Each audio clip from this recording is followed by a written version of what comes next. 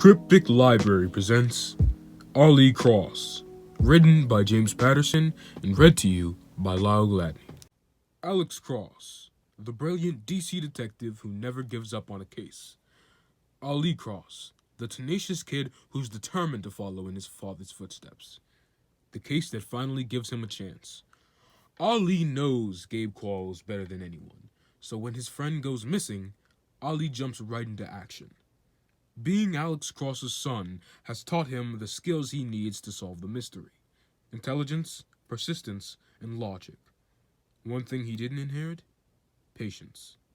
Because Ollie knows that with every passing day Gabe is gone, the less likely it is that he'll ever be found. And being Alex Cross's son, he refuses to accept those odds. Chapter 1.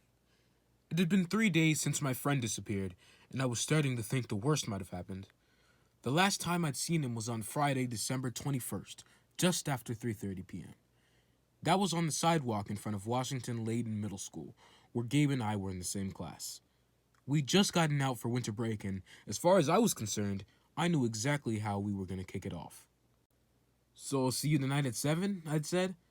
The plan was to get online with our usual crew and start a marathon session of Outpost, our favorite game. "Just try and stop me," Gabe had joked. That was it.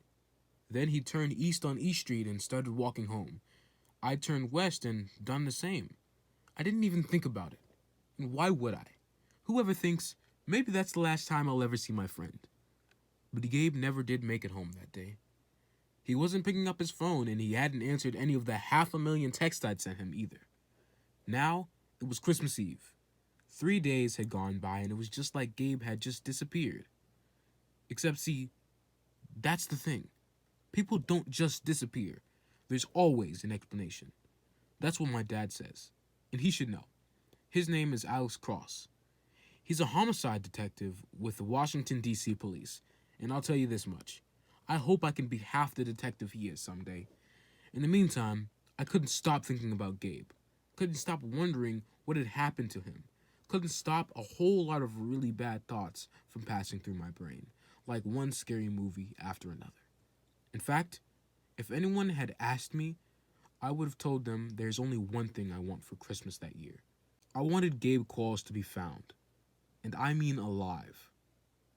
Thank you for listening to the preview of Ollie Cross, written by James Patterson and read to you by Lyle Gladney.